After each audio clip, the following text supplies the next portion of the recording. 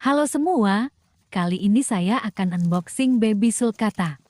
Sulcata ini saya beli di online dengan 2 hari perjalanan. Mudah-mudahan sulcatanya baik-baik saja.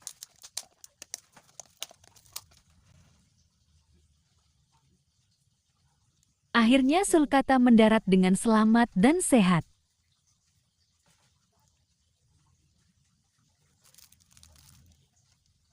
Semoga baby sulcatanya tumbuh dengan baik dan sehat terus sampai dewasa.